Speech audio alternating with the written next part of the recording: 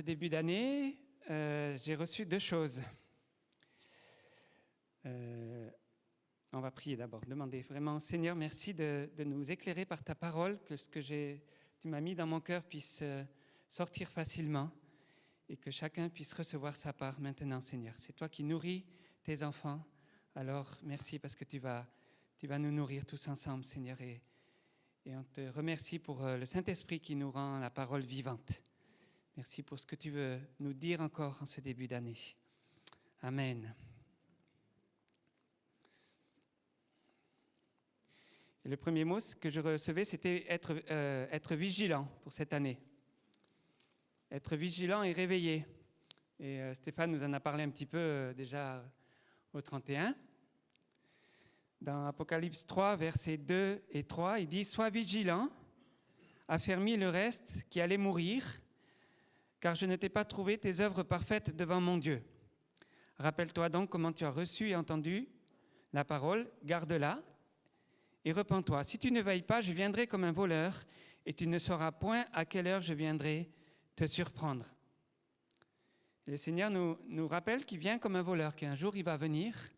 Et Pierre Daniel nous l'a redit, il nous a dit attention de bien vous réaligner avec le Seigneur pour ne pas subir le jugement du Seigneur, mais que vous vous jugiez vous-même avant que lui-même ne vous juge. Et c'est important qu'on soit prêt. On ne sait pas, on peut partir demain. Il y a des gens qui meurent d'un seul coup, on peut partir demain. C'est important que chaque jour, on puisse être au diapason avec le Seigneur. Sois vigilant. Et dans 1 Thessaloniciens 5, là, il est un petit peu plus positif dans le sens qu'il dit qu'on est de la lumière et qu'on ne va pas être surpris quand le Seigneur va venir nous prendre. Pour ce qui est des temps et des moments, vous n'avez pas besoin, frères, qu'on vous écrive, car vous savez vous-même parfaitement que le jour du Seigneur viendra comme un voleur dans la nuit. Quand les hommes diront paix et sécurité, c'est alors que soudainement, la ruine fondra sur eux comme les douleurs sur la femme enceinte, et ils n'échapperont point. Mais vous, frères, vous n'êtes pas dans les ténèbres, pour que ce jour vous surprenne comme un voleur. Vous êtes tous fils de la lumière et fils du jour. Nous ne sommes pas de la nuit ni des ténèbres. Ne dormons donc pas comme les autres, mais veillons et soyons sobres. Ceux qui dorment, dorment la nuit, ceux qui s'enivrent, s'enivrent la nuit, mais nous qui sommes du jour, soyons sobres, revêtons la cuirasse de la foi et de l'amour, ainsi que le casque de l'espérance du salut. Et voilà le Seigneur qui nous dit qu'on est ses enfants et on est dans la lumière et qu'on va comprendre les temps, on va comprendre au moment où il va arriver. On ne va pas être surpris, même s'il vient comme un voleur, même si ça surprend quand un voleur vient. Voilà, on en a parfois fait l'expérience. Mais là, on ne va pas être surpris parce qu'on sait que le Seigneur va nous avertir, va nous préparer. Et il y a des gens qui savent quand est-ce qu'ils vont mourir, par exemple. Il y a des gens qui savent, qui préparent les choses et qui savent que tel jour ils vont partir ou à tel moment ils vont partir.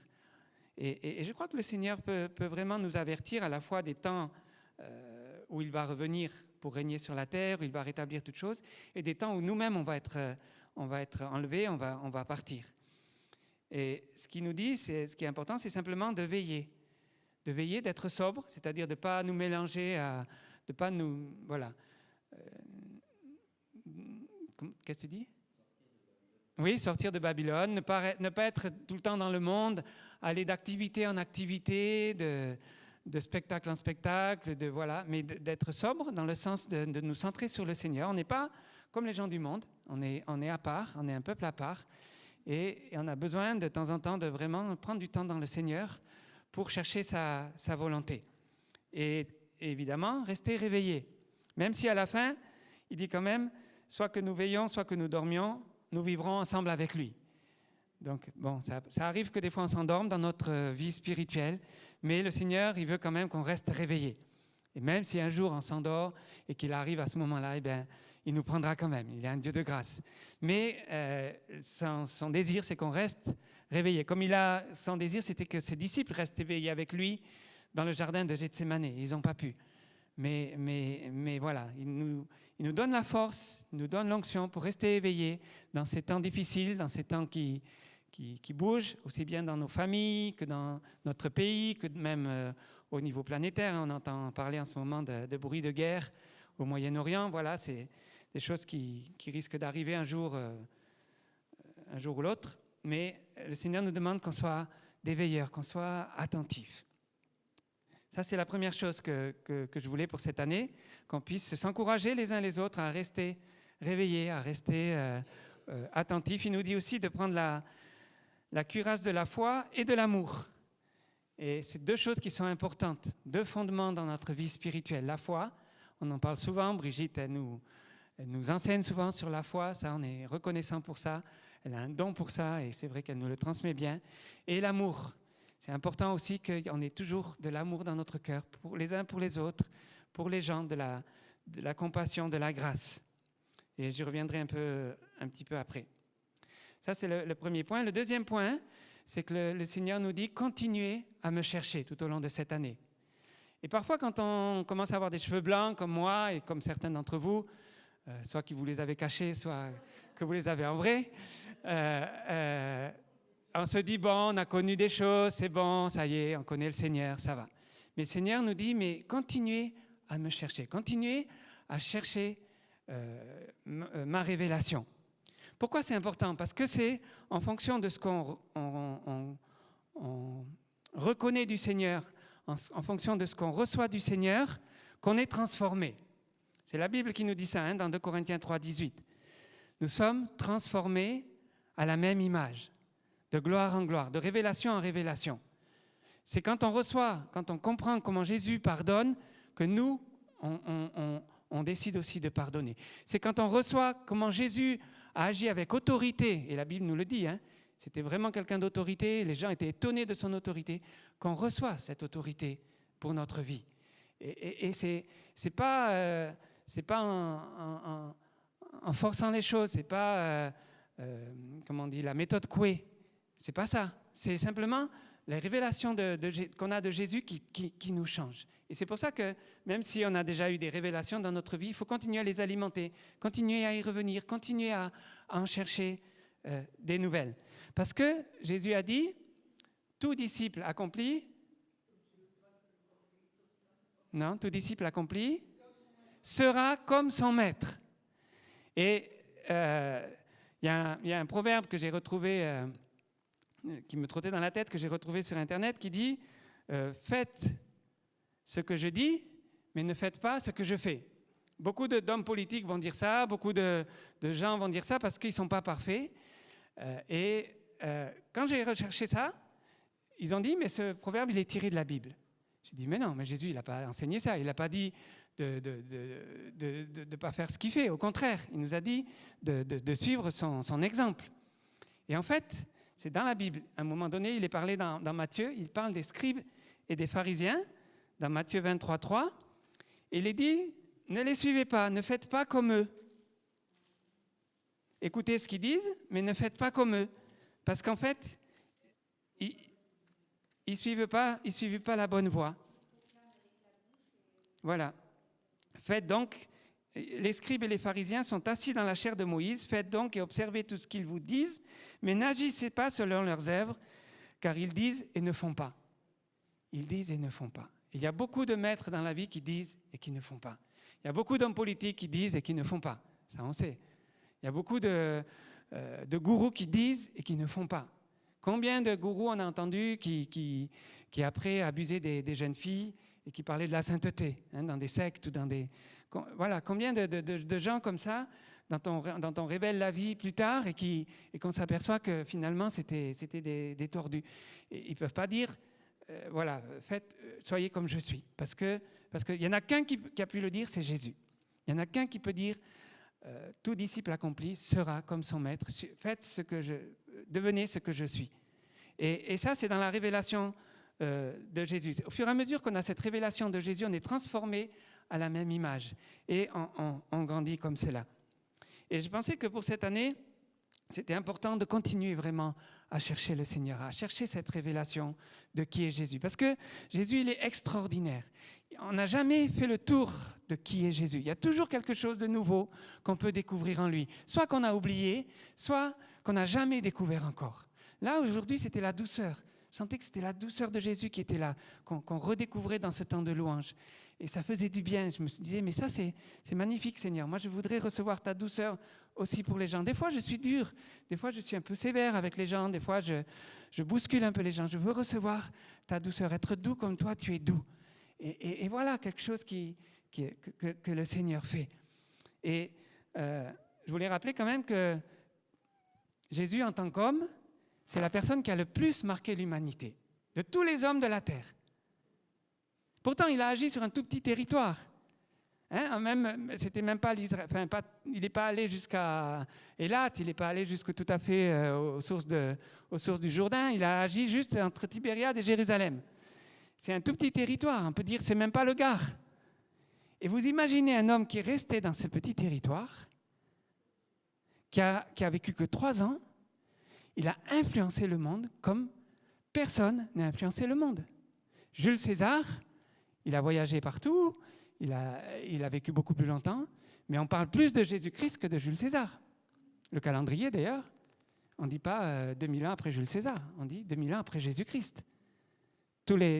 La plupart des nations se basent sur Jésus-Christ. Il n'avait pas Internet, et pourtant, il a révolutionné le monde. Il n'y a pas eu plus de livres qui ont été écrits sur Jésus que sur aucun autre homme. On n'a pas écrit plus de livres sur Napoléon que sur Jésus, c'est faux. On a écrit plein de livres sur Jésus. Toute la littérature de tous les temps, les gens ont écrit sur la personne de Jésus. Et qui a transformé la vie des gens? Ce n'est pas Napoléon, c'est pas le général de Gaulle, désolé pour ceux qui l'aiment. C'est pas, Alexandre le Grand, c'est pas... non, c'est Jésus-Christ. C'est Jésus-Christ qui a transformé des milliers, des millions de gens dans le monde. Et ça vaut la peine de le connaître, et ça vaut la peine de chercher encore à savoir qui il est vraiment cet homme. Comment il a vécu, comment il a agi, comment il est arrivé à agir à la fois avec une pleine autorité. Rien ne l'empêchait de faire ce qu'il avait à faire. Quand il avait décidé d'aller à Jérusalem, il montait à Jérusalem. Quand il a décidé de confronter les pharisiens, il confrontait les pharisiens. Quand il a décidé d'aller délivrer le Gadaréen, il allait délivrer le Gadaréen. Il avait une autorité vraiment que tous les gens reconnaissaient. Et en même temps, un amour extraordinaire. Au point que rien que de regarder les gens, il y avait l'amour. À un moment donné, il y avait le jeune homme riche qui est venu vers Jésus et Jésus lui a parlé, il lui a dit qu'il fallait qu'il laisse ses richesses. Et il lui dit que Jésus, l'ayant regardé, l'aima. Vous imaginez, il a même pas dit « je t'aime », mais juste dans son regard, il y avait l'amour. Il y avait l'amour. Et même jusqu'à la croix. Jusqu'à la croix, on sait que Jésus aimait les gens à la croix. Il a pris soin de Marie et de Jean. À la croix, il a pris soin de celui qui était crucifié à ses côtés. Il lui a dit « Aujourd'hui, tu seras avec moi dans le royaume ». Il lui a pardonné. D'ailleurs, je ne sais pas comment les gens ont entendu, comment ces paroles sont venues, parce que les gens, ils n'étaient pas collés à la croix, j'imagine, mais peut-être qu'il parlait ouvertement, il avait encore la force de s'exprimer pour qu'on puisse entendre ces paroles de pardon et d'amour. Alors qu'il était crucifié encore, il continue à aimer les gens. Et moi, c'est ce que je veux recevoir de Jésus dans cette année. Je veux recevoir cet amour parce que je sens qu'en cette période, on a besoin de l'autorité, on a besoin d'être affermis, on a besoin de ne pas être des gens qui sont ballottés à tout vent d'épreuves ou de circonstances ou de choses qu'on entend. Ça, c'est important, qu'on reçoive cette autorité de Jésus, mais aussi qu'on reçoive cet amour. Parce que j'avais cette parole aussi qui dit « Là où le péché abonde, la grâce surabonde ». Et c'est important que dans ce monde d'aujourd'hui, il y ait vraiment l'amour qui coule. Et je remercie Nicole parce que tu as partagé quelque chose qui n'était pas facile pour toi, mais ça montre comment le Seigneur veut qu'on fasse. Même avec des gens qui sont ivres, même avec des gens qui sont pas dignes d'être embrassés, eh bien toi, tu as embrassé ton neveu, tu l'as pris dans tes bras. Et je pense que c'est ce que les gens ont besoin aujourd'hui. Les gens ont besoin d'être aimés, les gens ont besoin de savoir qu'il y a la grâce de Dieu. Et il y a besoin que nos cœurs soient changés, parce que nous, on est parfois rigides. On dit, c'est le jugement de Dieu, c'est comme ça, ça t'arrive parce que tu as fait de l'occultisme, parce que tu as fait ça et ça, parce que tu n'aurais pas dû faire ça. Et ça, le Seigneur, il veut qu'on puisse être transformé. Bien sûr, c'est vrai, les conséquences de ce que vivent les gens, c'est dû à leur choix, mais en même temps, il y a la grâce de Dieu qui est bien plus grande. Je remercie le Seigneur parce que il m'a fait relire des passages de Moïse. Moïse, c'est un homme qui a vraiment eu des révélations de Dieu. Il a vu le buisson ardent, il a été appelé, il ne se sentait pas capable. Le Seigneur lui a donné un compagnon avec Aaron. Ils ont confronté Pharaon. Il a vu la puissance de Dieu. Il a vu la puissance de Dieu qui ouvre la mer. Il a vu la puissance de Dieu qui nourrit des millions de personnes dans le désert. Il a vu la puissance de Dieu se manifester contre les ennemis. Et je vois Moïse qui, à un moment donné, quand il y a le veau d'or, il a cette compassion. Il a cette compassion déjà pour demander pardon et pour dire à Dieu, mais arrête ton jugement, parce que qu'est-ce que les gens vont penser de toi si tu tues ton peuple ici? Il a cette compassion. Et puis, il va plus loin, il demande à Dieu une révélation. Il dit, mais j'aimerais tellement te voir davantage. Lui, il a déjà vu Dieu. Il est monté sur la montagne, il a reçu les commandements. C'est le seul qui pouvait s'approcher de la montagne quand elle était en feu, quand elle était avec le tonnerre. Les gens n'osaient pas s'approcher. Il n'y a que lui qui pouvait s'approcher. Et malgré toutes ces révélations, il en demande encore. Regardez dans Exode 33.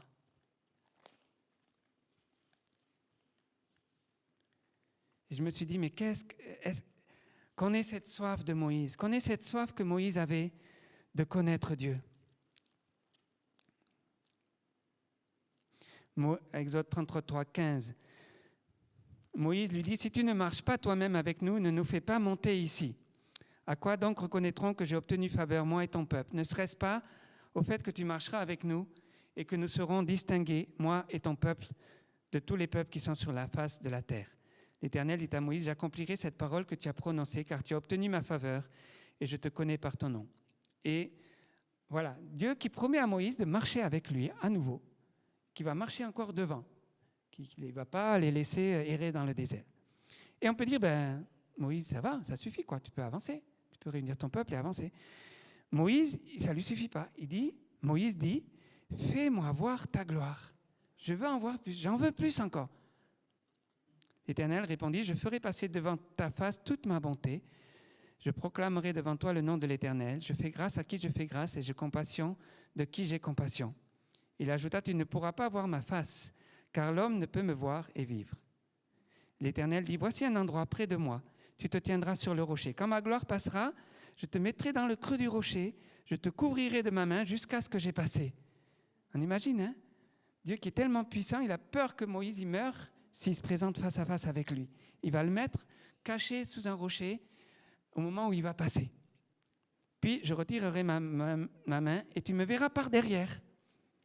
Mais ma face, tu ne pourras pas la voir.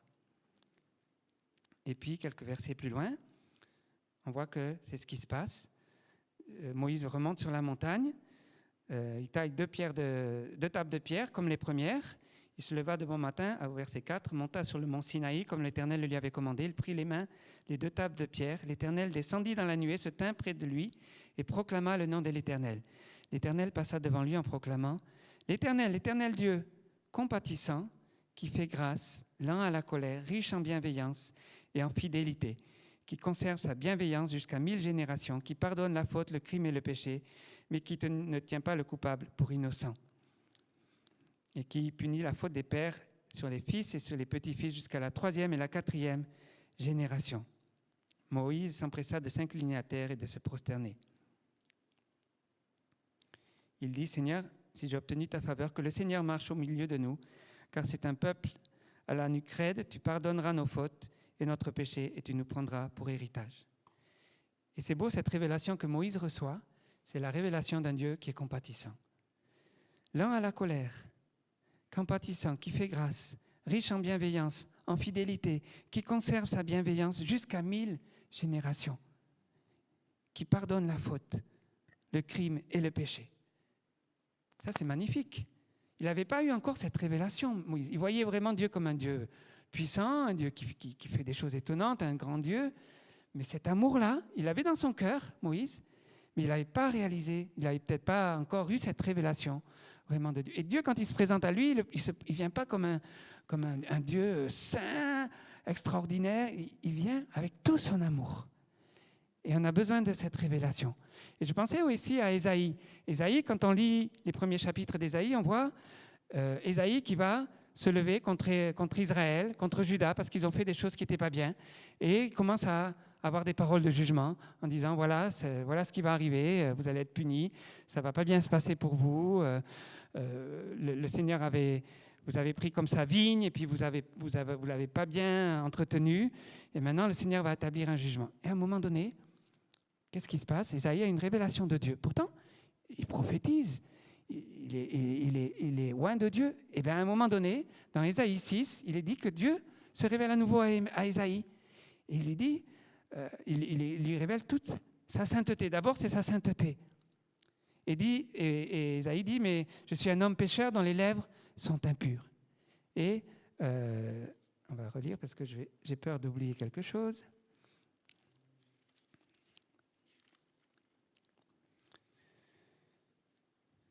Il dit, malheur à moi, je suis perdu car je suis un homme dont les lèvres sont impures. J'habite au milieu d'un peuple dont les lèvres sont impures et mes yeux ont vu le roi, l'Éternel des armées. Mais l'un des séraphins vola vers moi, tenant à la main une braise qu'il avait prise sur l'autel. Il en toucha ma bouche et dit, ceci a touché tes lèvres, ta faute est enlevée, ton péché est expié. Quelle révélation il a, Ésaïe, ici, de Dieu. Un Dieu qui pardonne. Un Dieu qui va pardonner à son peuple. Bien sûr, il émet un jugement, mais en même temps, Dieu se révèle à Ésaïe pour dire à son peuple qu'il est aussi un Dieu qui pardonne. Et ensuite aussi un Dieu qui envoie. Après, il dit, j'entends la voix du Seigneur disant, qui enverrai-je et qui marchera pour moi? Et Ésaïe dit, je répondis, me voici, envoie-moi. Et Dieu dit, je t'envoie, mais je t'envoie vers un peuple qui ne va pas t'entendre, qui ne va pas t'écouter, qui va être rebelle. Et c'est fort, voilà ce que le Seigneur fait aussi avec nous. On pourrait être tous comme des Ésaïe aujourd'hui, en disant, mais écoute, la France, les Français, ils ne veulent rien entendre. Ma famille, ils ne veulent rien entendre. Je leur parle de Dieu, je les bassine des fois, mais ils ne veulent rien entendre.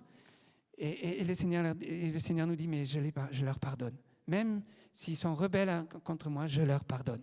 Et je t'envoie encore vers ce peuple, je t'envoie encore vers ces gens qui ne veulent pas entendre. Parce que même s'il y en a beaucoup qui ne vont pas entendre, il y en a quelques-uns qui vont entendre. Amen, alléluia, parce que le Saint-Esprit est puissant, parce que le Saint-Esprit est grand.